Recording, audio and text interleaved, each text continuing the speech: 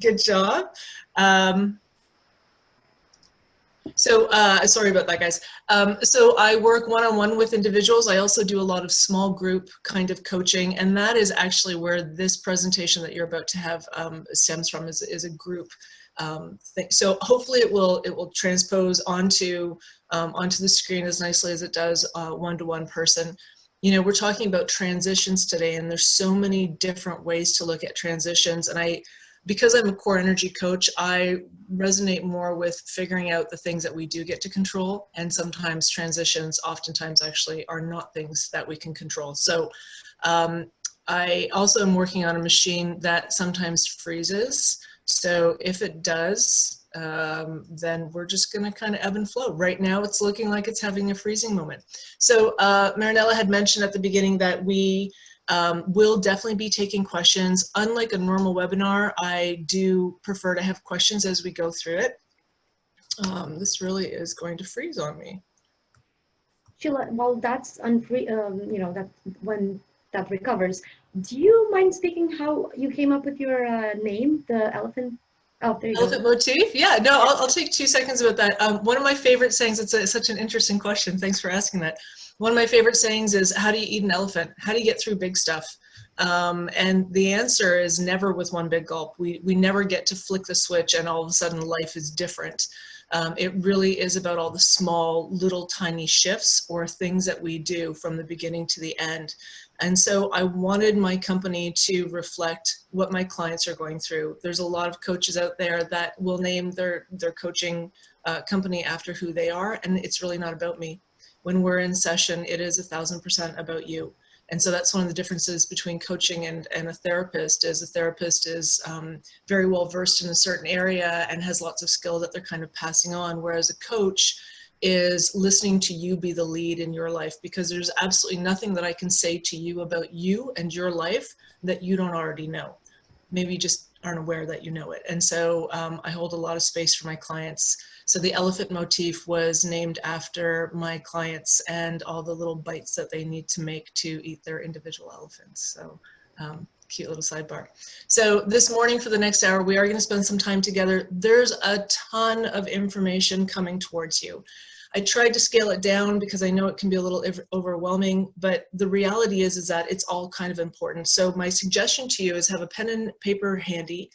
Jot down what's resonating with you. Don't try and jot down everything. This is being recorded, I believe, and sent out to everybody here. So you don't need to remember everything that's on the screens ahead of you, but do jot down things that are resonating with you. And again, thank you to the crew, ladies, for including me. I know that the crew is, a predominantly female group. I'm also aware, though, that we have a couple of guys in here who I don't know if they're with us today. If you are, thank you for coming. I am going to be talking a lot about women, but everything that I'm talking about in the next hour has to do with just human beings. So have fun and let's dive in. So let's talk about transitions a little bit, and I'm going to get rid of, I've got all these little screens here. Let's talk about transitions. Transition is pretty much anything that we didn't see coming. Things that we didn't plan for, we didn't expect, they were not part of the big picture, and oftentimes we have very little control over transitions. Here's one thing that most of us know in life: change is really the only constant. That's the only thing that we can really feel confident about in life. Now, what defines the severity of a transition, the hugeness of a transition for us, is really the filters that we each have. And when I say filters, I want you to think of putting on a pair of rose-colored glasses, and you're going to see the world with a bit of a rose hue. Or if you put on blue glasses, you're going to see the world with a little bit of a blue hue. And these filters are from past experiences, they're from the influence of the people around us and who we have become. And sometimes these filters set us up for success, and other times they set us up for failure and not really being at our absolute best. So understanding the filters that we currently have is really imperative to being able to manage through a transition smoothly. If we think of COVID-19, which is right here, this is a transition that none of us have control over, but the glasses that we have on and the rose color or blue color or green color that we're wearing really will affect how each one of us is going through the transition that we're each going through right now.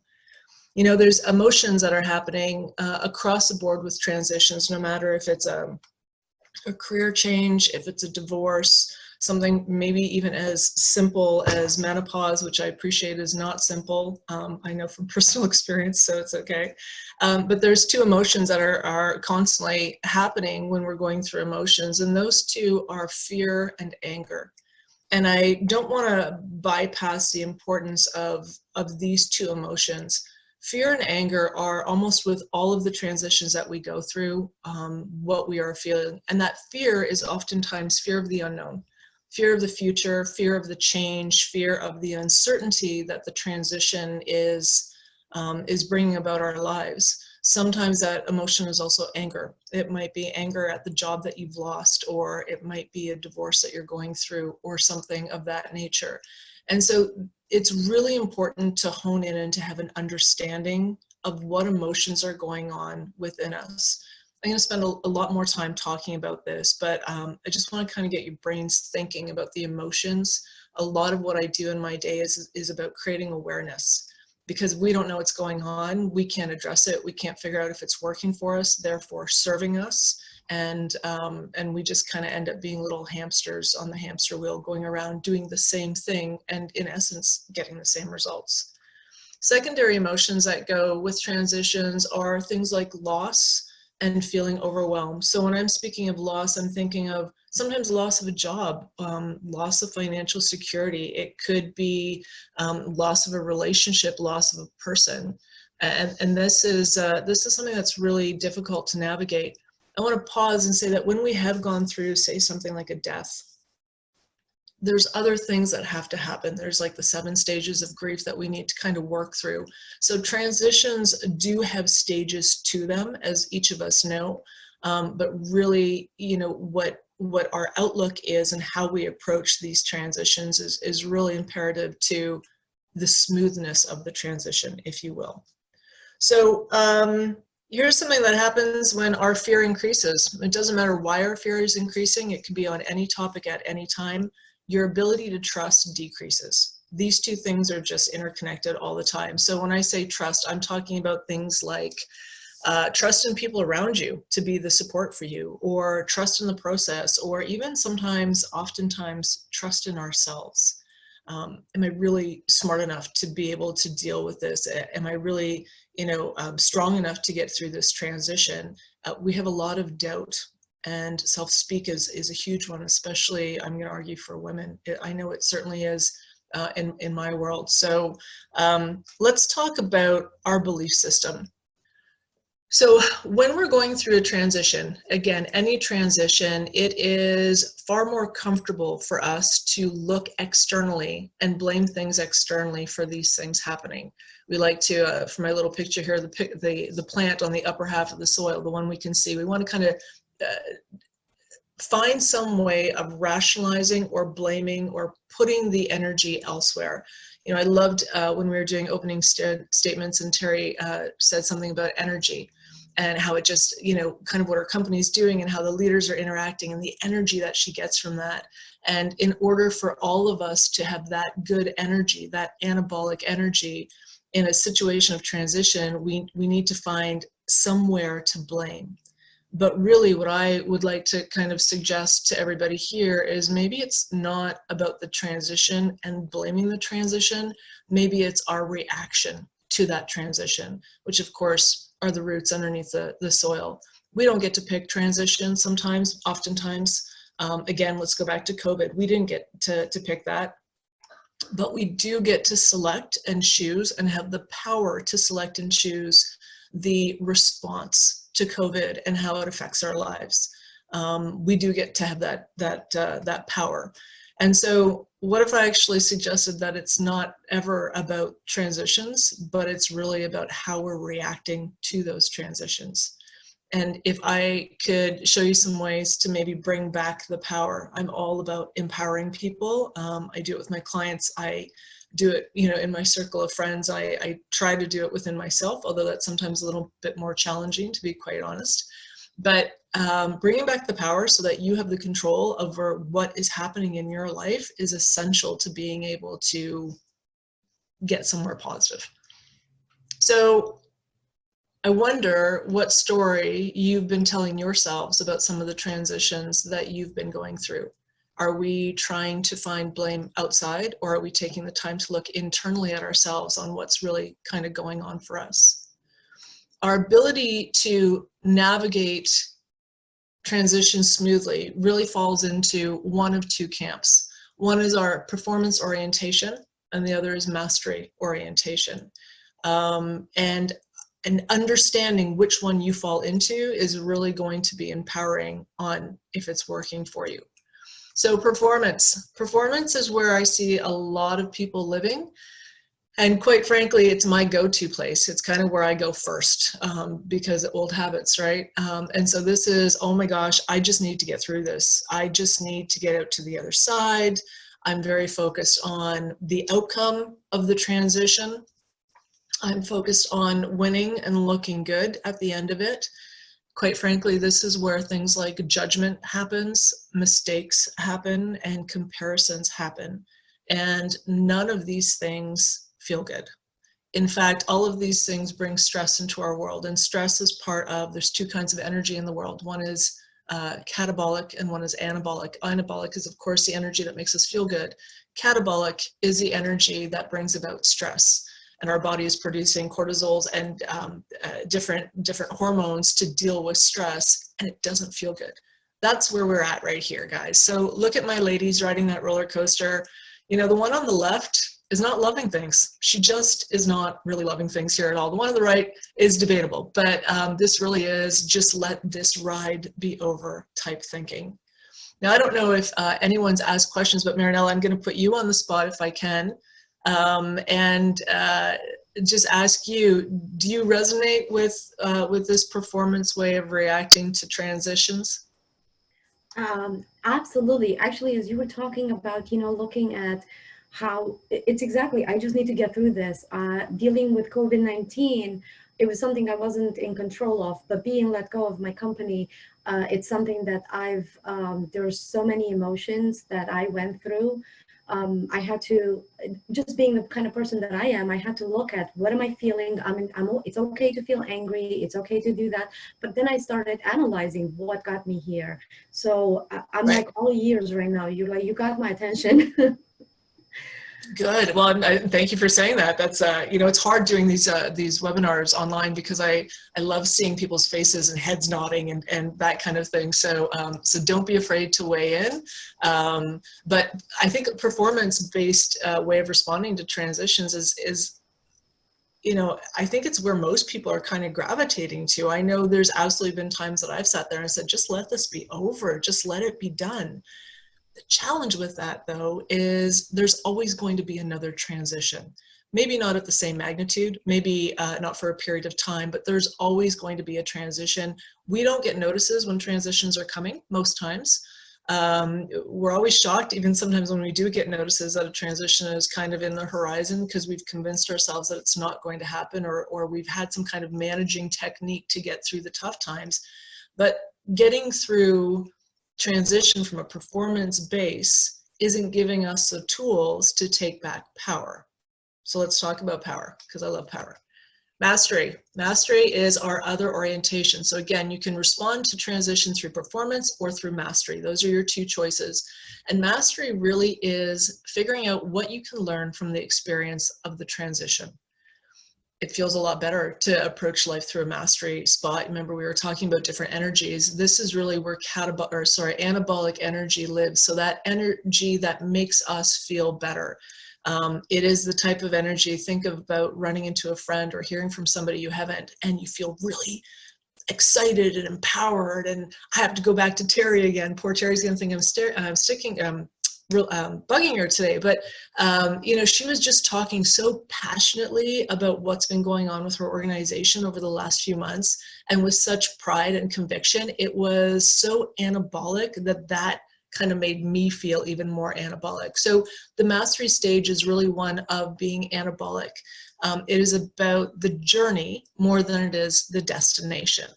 So what if you took your transition, whatever it might be COVID, it might be something else, and your approach to that was thinking, how do I use this time that I've been given to start creating the ideal life that I would rather have, rather than controlling it? What would happen if we did that? Imagine. So the question, ladies, is, do we want mastery? Calm, cool, collected, in control, and completely powerful? Or do we want the roller coaster? Because I'm looking at that little girl's face and I'm thinking, I know that face, but I'm not sure that that face is actually going to serve us in any kind of way. Now, I want to talk to you about influencers. And influencers, and this is where the rubber is going to meet the road for everybody in the next little bit. Influencers are the things around us that are affecting our energy levels, affecting who we are and how we're showing up in life, and therefore are usually affecting how we deal with transitions. So we're going to go through all of those influencers. All of these influencers you have control over. So although we don't have control over the transitions that are happening, that is true. We do have control over a lot of these influencers, and we may not even realize that these are influencers, because some of them are just so second nature. They're just there. You just kind of accept them. But the reality is that maybe if you made some of these tweaks and shifts and changes around you, you might be more empowered to deal with the transition that's in front of you. So let's dive in. Our spiritual influencer. So when I say spiritual influencer, I'm not at all speaking about religion, although religion might play into it for some of you, but I'm talking about more like things like connection to our purpose. These are things, once you pass, what do you want to be remembered for? What do you want people to be saying about you after you're gone? This is your inner purpose. I find a lot of my clients actually are challenged with this, and a lot of them are women. I do specialize in working with women. They're really challenged with, what is my purpose? And I don't feel like what I spend most of my energy on in the course of my life is actually married up to my purpose. It's a challenge for many people. The other thing is our alignment to our visions, our values, and our goals for ourselves and our lives. Values are huge here. So these are the principles that we live by. Oftentimes our values, and I could go on for an hour about values alone, but values are interesting because we've been handed a set of values from our parents or those who raised us. And we often go through our adulthood going, these are my values because I was raised with these values. In actuality, those values may not be the values that work for you today, like they did when you were a kid living underneath your parents' roof. So I'll give you an example, if I can, on that one. Is I had a client who was raised in a family that had the mantra of work hard, play hard.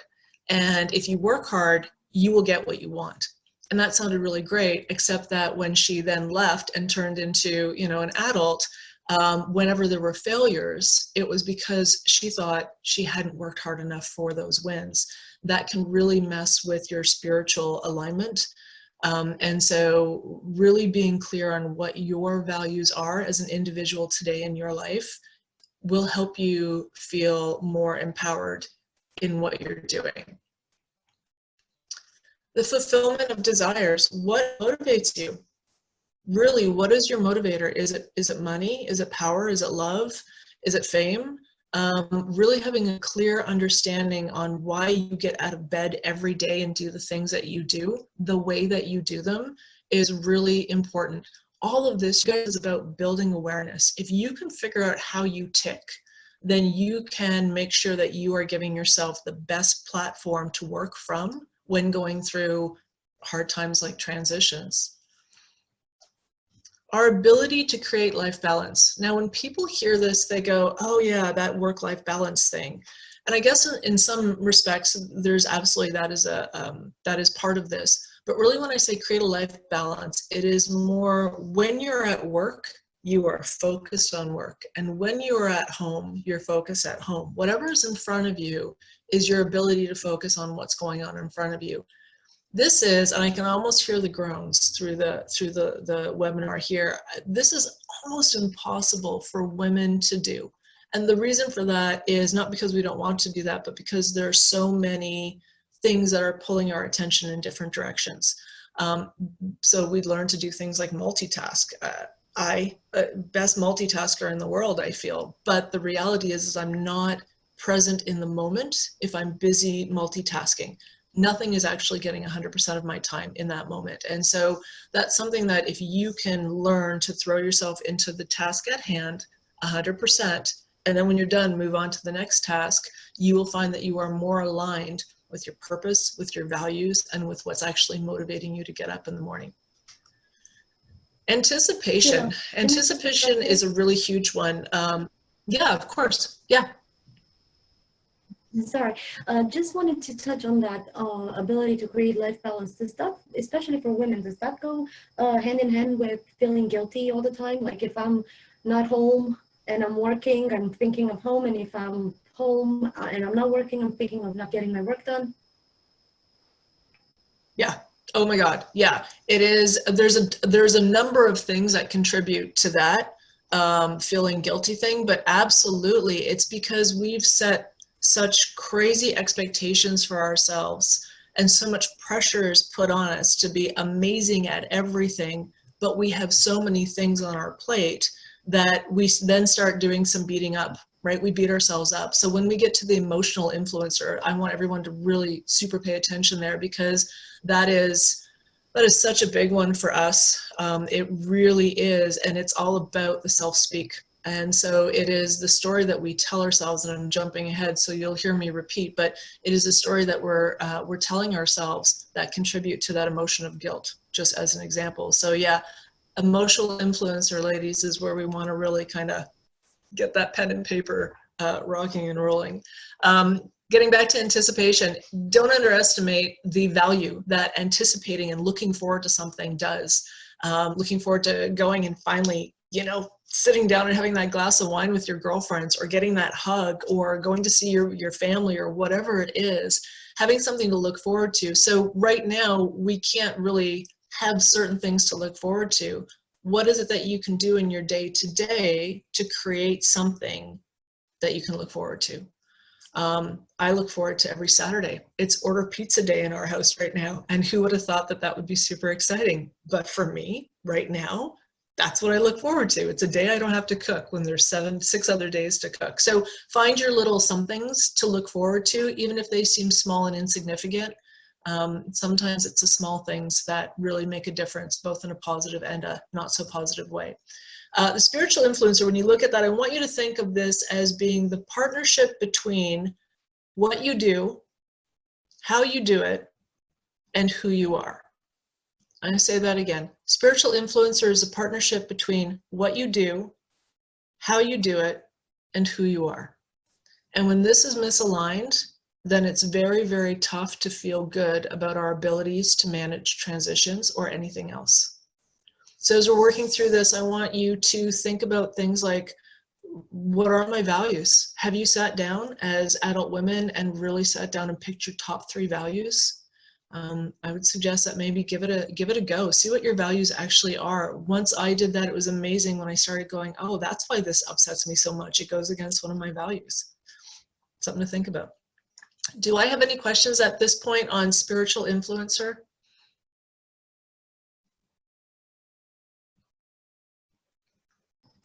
We haven't gotten any, so unless anybody wants to ask right now in the moment. That's okay. We can, again, I know I'm throwing a lot of information. I'm going to keep going and we can always circle back. How's that? Mental influencer is our next one here. Now, mental, some people go, oh, this is pretty obvious, Sheila, but is it really? Do we really sit down and put the time into thinking about this? Alertness, this is our ability to think quickly on our feet, scan an entire situation, and figure out how we're going to react. This is happening without us even really putting a lot of thought into it. When we are on, this happens fairly smoothly for us. When we have other things getting in the way, clouding our alertness, it's harder for us to do.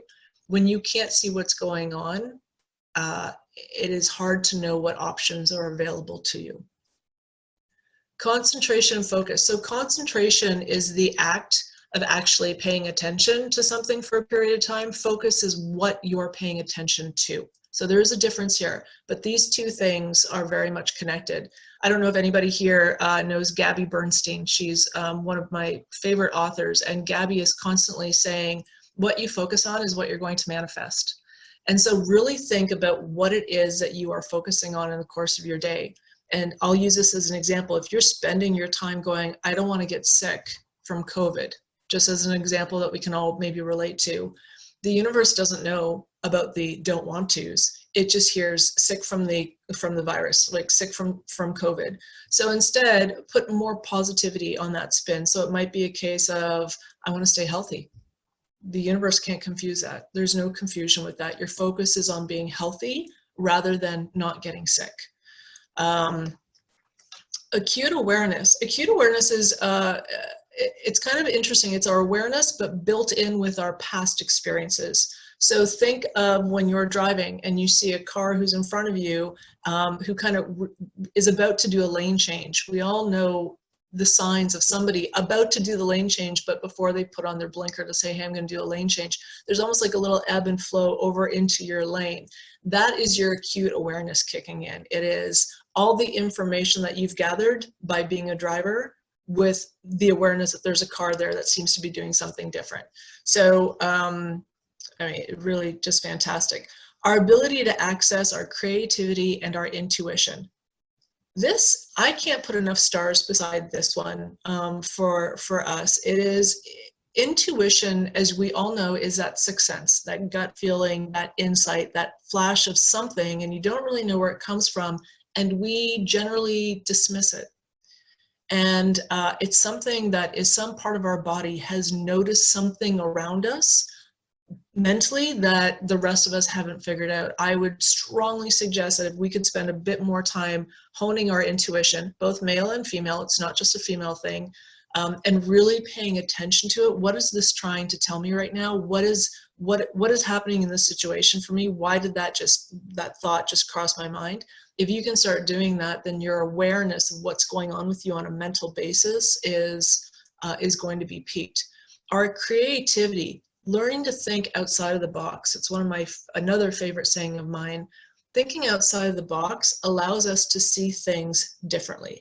If I were to show you a picture and you could just see the one angle of it, you're really not getting a full view of that picture. You're getting one angle of it. But if I were to turn that picture around, you might see different angles of it, and you might see, in fact, it's not a picture, but it's something else. So using our creativity to look at the situation from different angles is always very, very beneficial. So we have things like memory and clarity, degree of mental stimulation and clarity. There it is. These are all, if your memory is not on and it's not working, how is it going to remember how to do things? The amount of mental stimulation that you need or don't need. For example, if you're a morning person, then you need a lot more mental stimulation than you might later on in the afternoon, for just one example. And clarity, our ability to see things clearly so that we can make decisions. If we can't do that, it can be a major drain on our energy. So we are trying through all of these influencers to get a better understanding of who we are and how we tick, as well as what we need to be at our absolute best. Think of an athlete. You would never expect an athlete to show up for a race without training or eating properly or doing all of those things. And it is the same for us as we go through life with transitions. Don't expect that you should show up at the race of life with all its transitions without having some sort of time put in to prepare for it. And through knowing what your influencers are and how they show up for you is how you are preparing for transitions in your life. So questions that you might want to ask yourself is, what is it that you're focusing on right now? How are you focusing on it? And the focus that you have, is it getting you closer to the life that you want? Really look at how you're throwing these things out into the universe. Here it is, emotional influencers. So emotional influencers are our moods, our feelings. It's the way that you express yourself and you manage those emotions within yourself. It is a combination of many things. I will guarantee that our emotional influencers are 1,000% based on the story that we tell ourselves about what is going on. Think about that. 1,000% about the story that we tell ourselves about what is going on. So an unreturned phone call that we put out there, just as a silly example, that doesn't get returned, rarely do we sit down and go, that person must be busy. Although sometimes you might do that. Sometimes it's a case of, oh, I don't know why they didn't call back, and they must not like me, or they must be upset with me. These are things that we can tell ourselves, and it's a story. We have no fact behind that. In actuality, the person that we've called maybe didn't get the phone call. Maybe they changed phones, and in changing phones, they didn't get the voice recording that you left for them.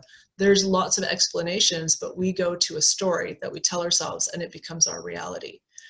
So instead, what if we could think about our emotions as tools to help us figure out what's going on within us while we're going through a situation? So emotional awareness and understanding, if we can tap into emotional awareness and understanding, it will bring greater levels of satisfaction to our lives. It will probably enhance relationships, and across all of the influencers, we will probably see an increase of performance going on. Emotional expression is another one. This is appropriate expression as well as inappropriate expression. Think of storming out of the room because you're having a heated conversation with somebody, or sitting there and rolling your eyes as a conversation is happening. Clearly inappropriate expressions of our emotions, and they're not getting us closer to where we want to be, right? They're just not. Oftentimes, I think that sometimes I do these things when I'm doing them because I want to control the situation. I want to take back the control that I feel like I'm losing. The reality is that I'm actually not getting any control from doing this. In fact, I might be giving away some of my power through not understanding and controlling my emotions. I see a smile happening on Marinella's face there. So. Emotional control, man, it is our ability to not roll our eyes when we want to, or to storm out of the room when really we are just done with this conversation. So controlling our emotions is part of understanding that our emotions are tools, signs to us that something is going on for us in this moment. And a good question to maybe ask yourself is, what's going on for me right now? Why am I feeling the way I'm feeling? Why is this making me so angry? Why am I feeling so much fear towards this situation? And if we can truly understand the motivator behind the emotion, then we can better react or respond, I'd rather say, in a way that is going to be beneficial to us. Our ability to create emotions that fuel engagement and performance. So when we have things like control over our emotions and appropriate expression of our emotions, then we are in essence creating emotions that are fueling engagement and performance. This is the way that our athlete is getting ready for the race. And in this case, we are the athlete. This is how we set ourselves up, is we know what we want, we know how we're feeling, we know where our motivation is, and through that, we have awareness, right? We have awareness. So again, I want you guys to remember, emotional reactions are due to our interpretation of what's happening around us. Social influencer. Social influencer is a tough one because, well, they're all a little bit tough. I shouldn't say that, but this one's kind of tough. It's the greatest barrier between performance orientation and mastery. And the reason for that is because of resistance and or manipulation of people around us. When that's happening, we can oftentimes misread their intentions, and we can create confusion or conflict. So think about, just for an example, the amount of social interaction that you yourself need. So are you an introvert or an extrovert? For somebody who is an introvert right now with COVID, there's probably some things going on for them that are not a significant challenge because they like spending time alone. They don't need that human interaction as much. I'm not saying they're having an easy time. I'm just saying they may not have the same challenges as, say, our friends, the extroverts, who need to be out there and need to be touching and feeling and around tons of people, and that's how they get their anabolic energy. So understanding which one you are and in what situation. I know I have friends that are a little bit of both, but there are certain situations that pull out their introverted side and other situations that pull out their extroverted side. So having that understanding is key. Our attitude towards working with other people. So, you know, we've been talking, I've been kind of threading through our conversation, the anabolic and catabolic conversations. When you are working with people who are catabolic, who have an energy that is draining to you, it can really create conflict. And it can create a lot of feelings within us, energy within us that really pulls us down. It can be a distraction, is what I'm saying, to us being able to think clearly or do things clearly. So understanding who is a trigger for you, what situations are a trigger for you, and then on the flip side, who's actually part of your support group, which we'll talk about in a few minutes. The influence of others. Expectations that other people have on us. This could include a boss. It could include your children. It could include your parents. It could also include your partners. There are expectations that people have on us, and therefore expectations that we have on ourselves. So this goes back to us forgetting that we are women and individuals and humans before we are moms and daughters and wives and, you know, husbands for the men that are on the call. We are first and foremost an individual, and we need to honor that. We need to really tap into what we need and what expectations that we have on ourselves. Our ability to communicate with and influence others. If we're really great at doing this, it can be something that works for us. If we're not very good at doing this, then it obviously is something that can be a distraction to the transition and what we're trying to get through. So learning how you communicate and how you influence, and if you do influence other people, is super important. I talked about attitude, working with people, having a support system. So who's your A team?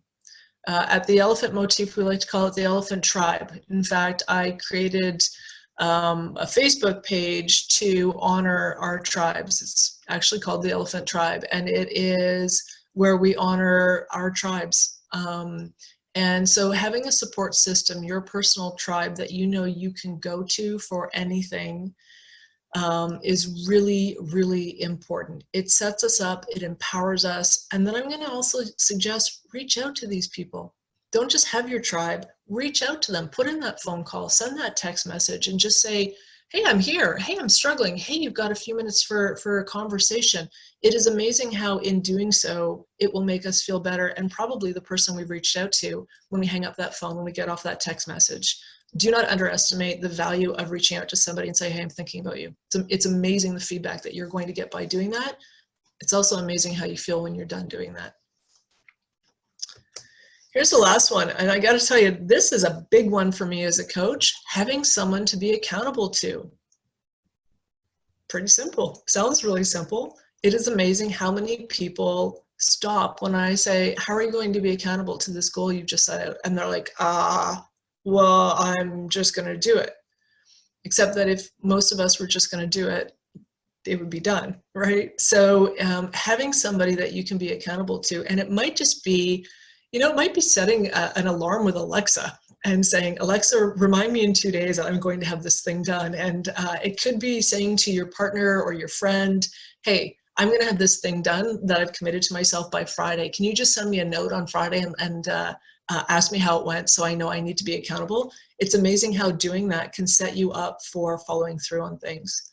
Marinella, I hate to put you on the spot, but I can see you sitting over there smiling. It's like, what's going on for you as I'm talking? Well, the one thing that you said, someone to be accountable to, I actually avoid having someone to be accountable to because that makes me having to do it. And I know that I know I'm a hard worker and I usually do it, but there are times when I want to walk away and, just, I'll do it next time. So Right. just, yeah. Yeah. So I might, you know, if we were in session, I might say something to you like, what's holding you back from getting this task done? What's getting in the way of getting this done? Usually times we don't do things because we don't want to do them.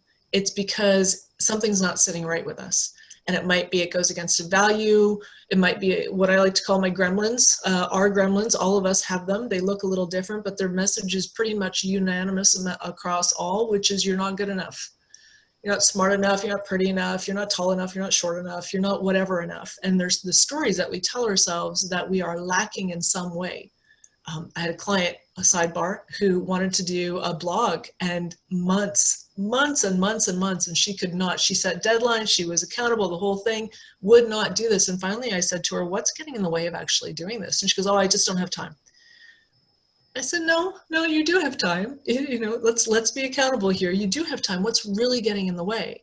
And before you know it, she didn't want to be seen. That's what it drilled down to. She was afraid that she would put out her inner thoughts, put them on the web through her blog, and she would be seen. And that for her, a very successful woman, was terrifying.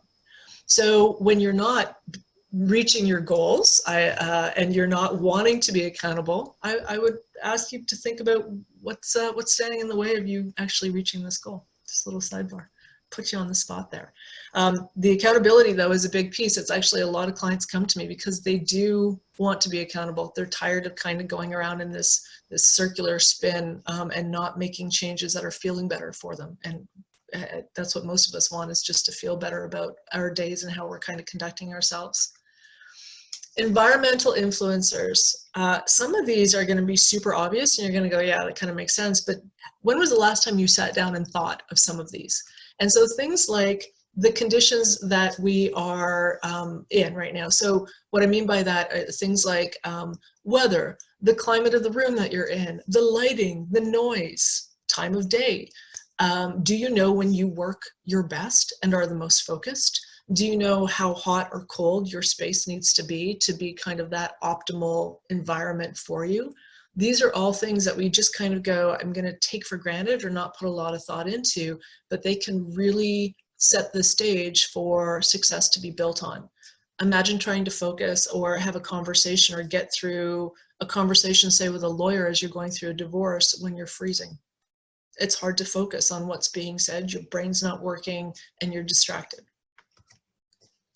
The setting, this is, you know, now that we're in home offices, many of us, this is the location of your home office to all the other activity going in the house. Is it ideal? It might be the setting of your office and how close or far away it is to restrooms, or the cafeteria or the lunchroom. And so really knowing kind of where your setting is and how it's being affected by things outside of it is super important as well. Some of these things are just silly, but they really do contribute to how we are showing up. Clothing. Are you wearing weather appropriate clothing? Are you wearing comfortable clothing? I'm sure now that we're all kind of working from home, we have comfortable clothing from the waist down and less comfortable clothing from the waist up. But being comfortable, making sure that it's fitting you well and that it is serving the environment around you, the weather around you. If it's cool, having a sweater on, that kind of thing is also very important. The other thing is equipment. This is, when I say equipment, I'm talking about the chair that you're sitting in or the desk and how maybe high it sits or low it sits, how comfortable the headset that you're wearing right now is or is not.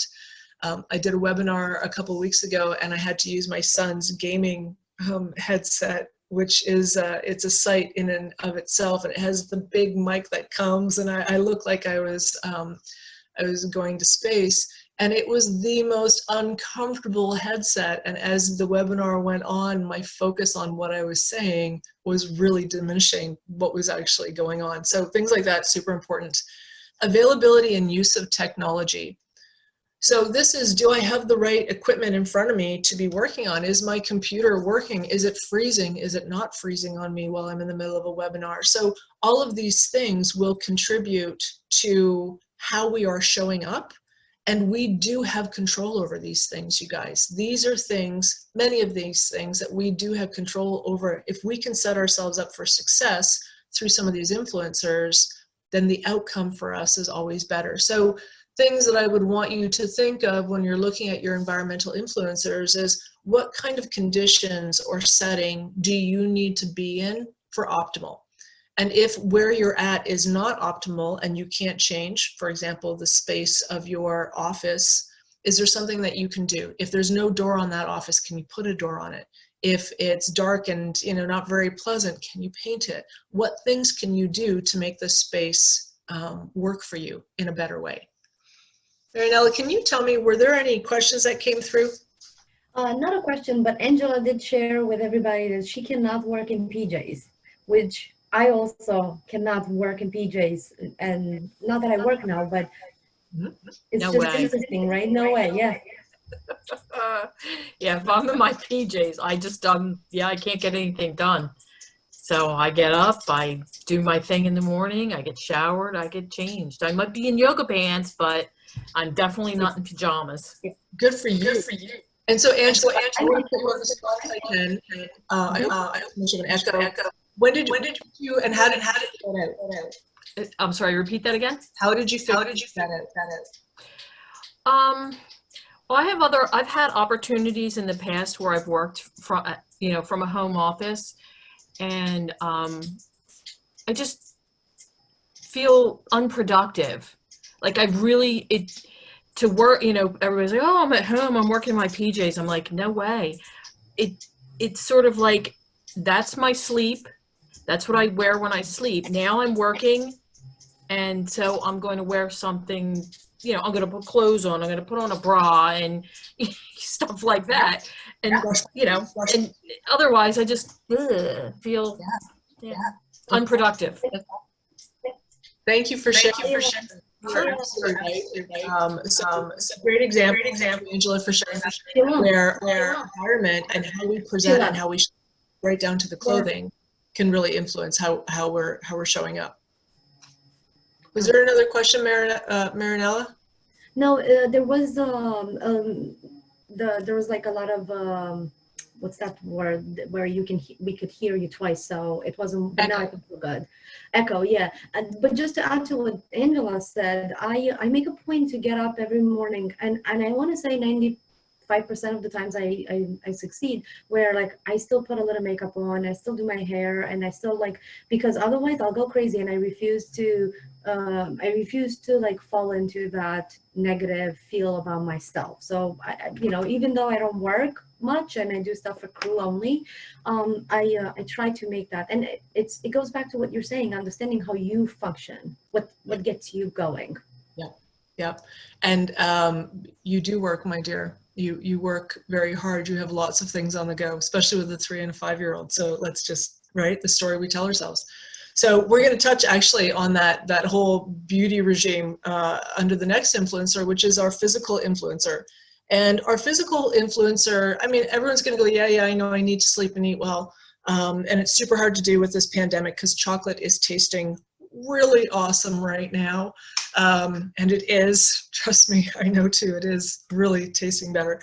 But when we have got the right amount of sleep, it absolutely is something that is going to be setting us up for being at our absolute best.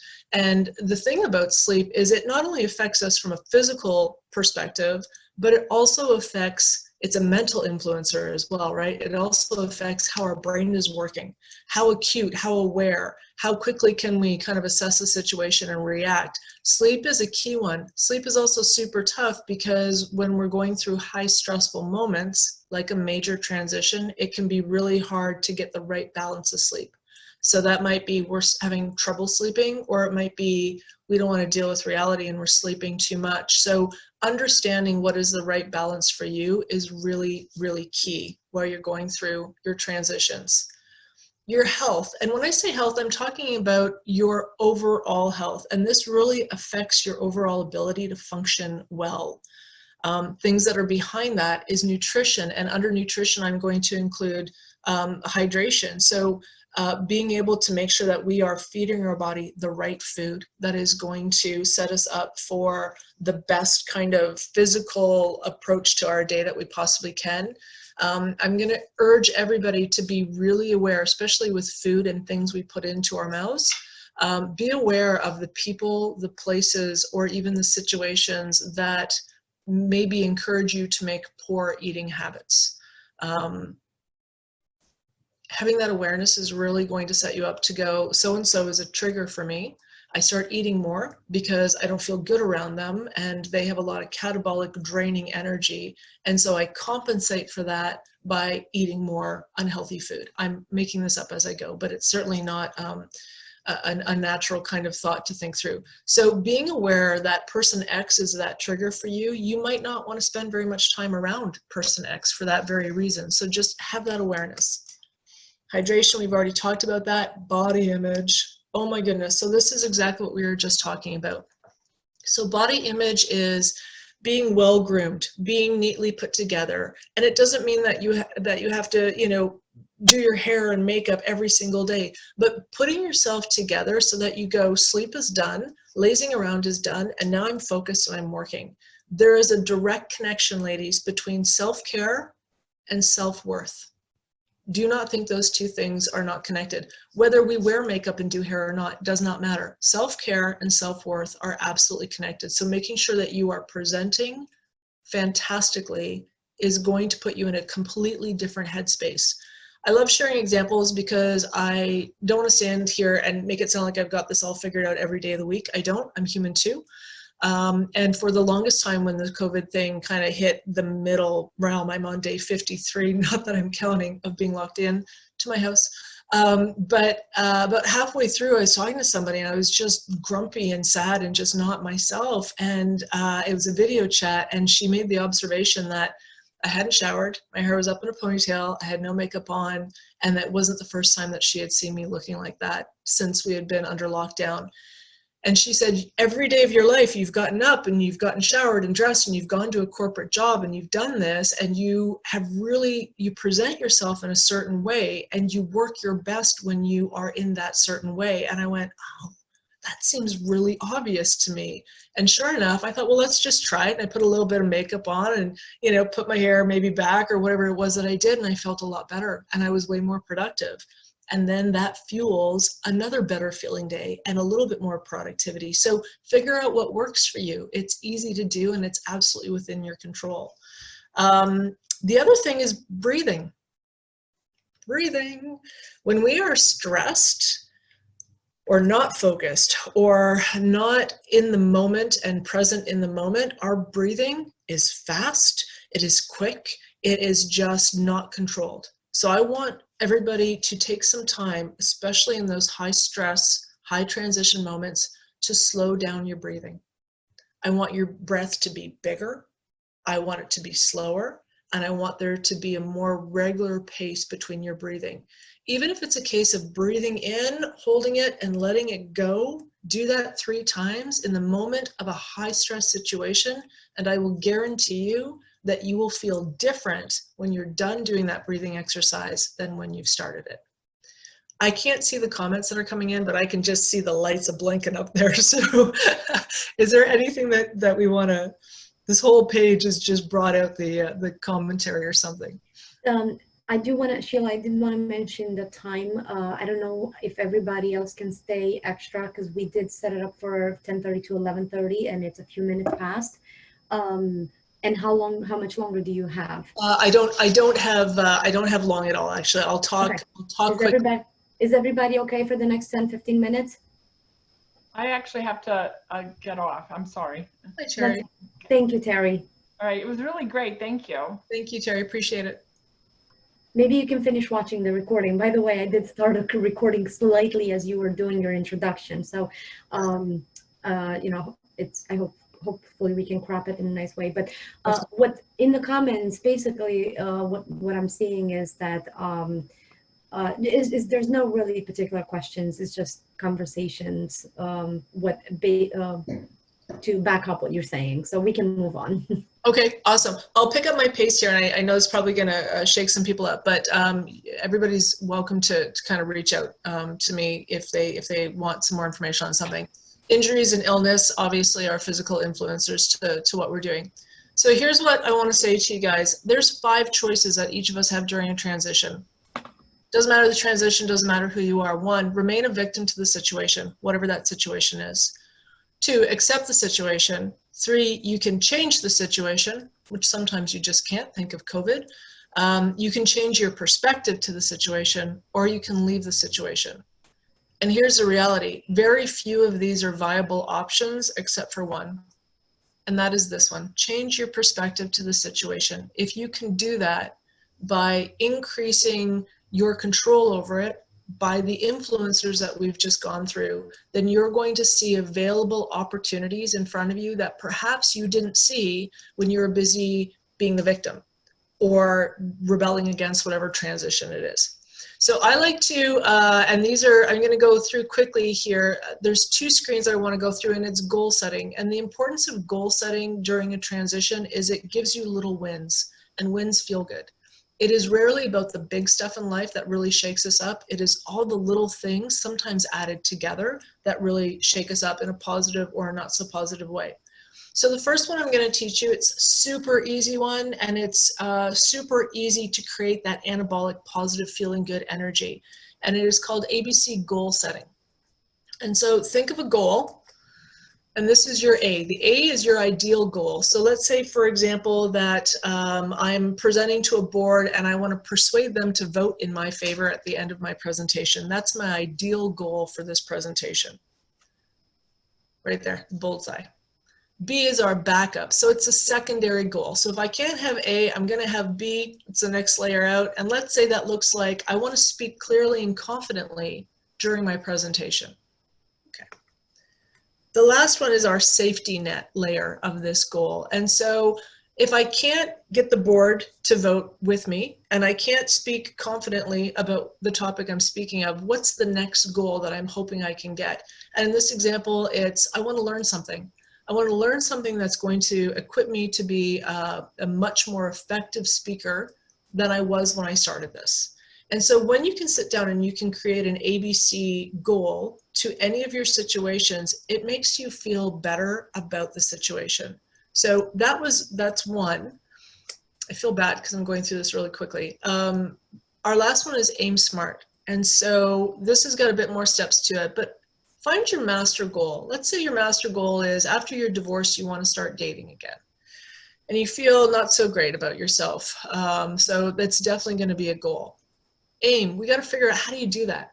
So the A for aim is what's the minimum you can do to feel better about yourself physically. The I is what's the ideal or the maximum that you can do. And then the M is what's the middle stretch. And so I often with clients will sit down and say on a scale of 1 to 10, 10 being I feel beautiful and supermodel-esque, where do you feel right now? And you might say, I feel like a 3. Oh, I just don't feel very good at all. All right, well, what's the best that you could feel? Well, I'd like to feel a 9. That would be awesome if I could go from a 3 to 9. Okay, and what's the lowest that would make you happy? Well, I think if I felt like a 5, somewhere between a 5 and a 9 would really be perfect. All right, so let's settle on a 7. Do you want to, is 7 sound like a good goal for today? And you say, yeah, I think I can do that. What do you need to do?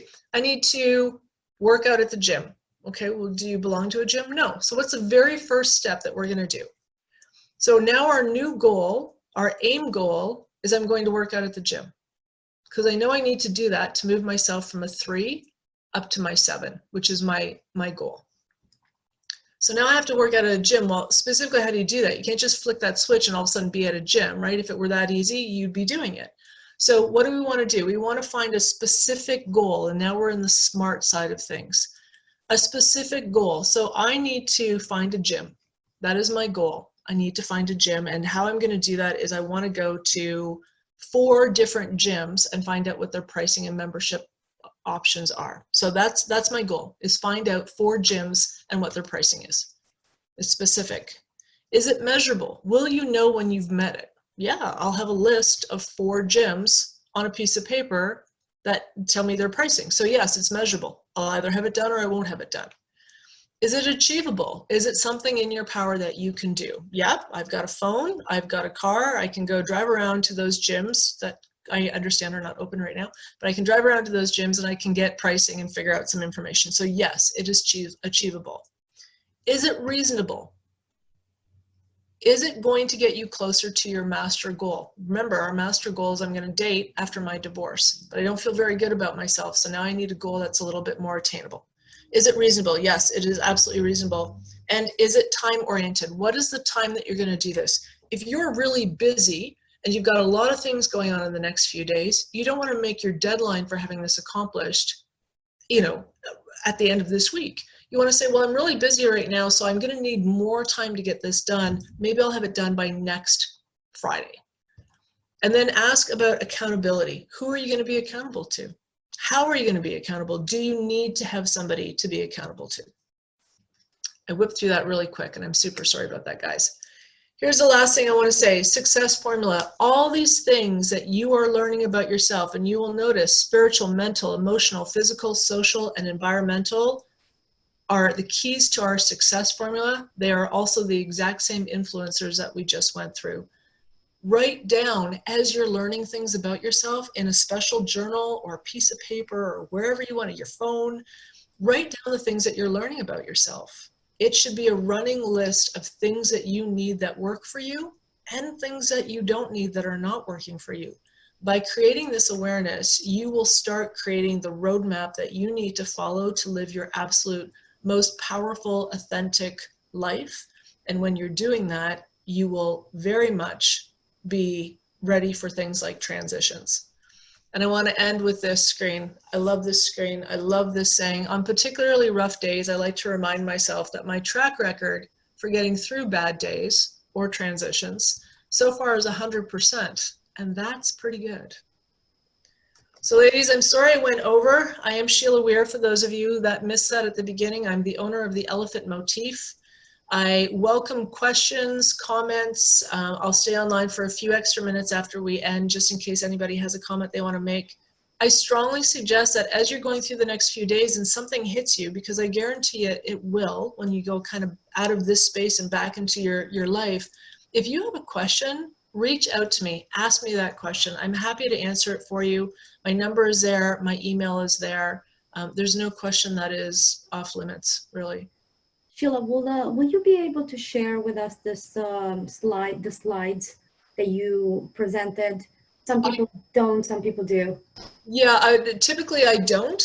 But what I'm happy to do is if somebody has a request and they go, hey, I'd really just like a little bit more information on this kind of an influencer because it's a big one for me, or then I'll draft something, I'll put something in writing for them to be able to reference. I'll be able to give you some questions that you might ask yourself and kind of work through to see if it's, you know, if that helps you kind of get to a different place. So I'll be accommodating. Just reach out to me and let's talk about how we can make that happen for you.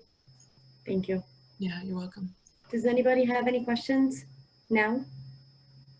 Come on, ladies, don't be shy. You're all being shy. I don't know I'm why. very surprised. This is not a group of shy ladies. I was just going to say, I feel like we are the least shy group of people that I probably know. But a lot of this really resonated for me, not only for things that I have been through in the past, but also things that I have friends going through right now.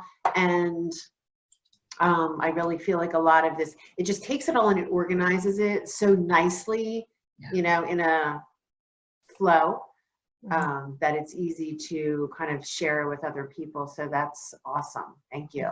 Thank you, Kathleen. I appreciate that feedback. Yeah, I just want to say too, well, thanks for doing this, Sheila. But I gained a lot of information. I try to send out a weekly newsletter to my office colleagues just to keep them more upbeat and positive, and we're going to get through this. And a lot of the things that you said are things that I can incorporate into my little newsletter to my coworkers. So thank you.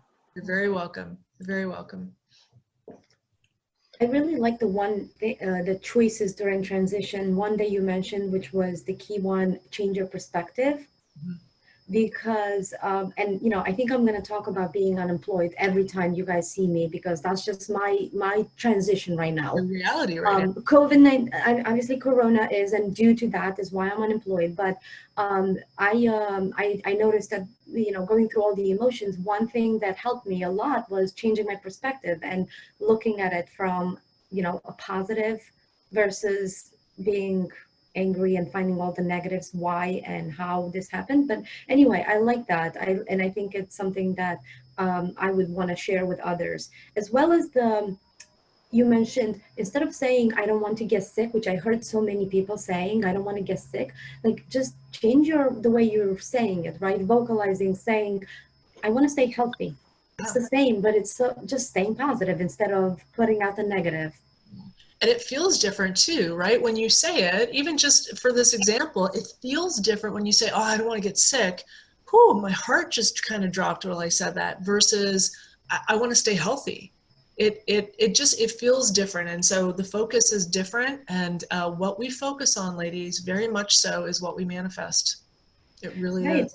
And now I'm like thinking of people I know that I'm very close to. And I'm thinking like they tend to say that, but they're also like, I'm seeing a pattern. So it's yeah. Awareness. What we say is really has a lot, it's a big influencer. Mm-hmm. It really is. It really is. How we see it. Yeah, thank you. Thanks for commenting on that. Well, if nobody has any questions, I know I can tell you that I found this very useful. Like Kathy said, just putting it organized like this. I took a lot of notes. I know I saw a lot of people looking down, so I think they were taking notes. I saw everybody looking down, taking notes, because it is a lot of good information. And just sometimes going back to it, I think it's going to bring us back to like, hey, maybe just one thing, take one thing and work on it, right? So I really appreciate this. I think we're going to continue talking, Sheila. Like, I know that you have other programs that are really wonderful. Yeah. And now, Sheila, where are you located? So I'm located in Mechanicsburg, but a lot of what I do with my clients is one-on-one over the phone, a lot of it. So I have clients all over actually the country, including in Canada. So so a lot of what I'm doing is that. And then when I go to locations, I'll just drive there, right? So that's usually, I haven't had to fly to the opposite end of the country for any of my sessions yet, but maybe so. Well, that's awesome. I would love to explore, when we're allowed to see each other again in person, us having an event where Sheila could join us in person. That would be great. I would love that. Kathleen, you've got my information, I hope? I do. Okay, wonderful. Well, let's wrote it all down. Good job. Sheila, wasn't training in Philadelphia or part of it?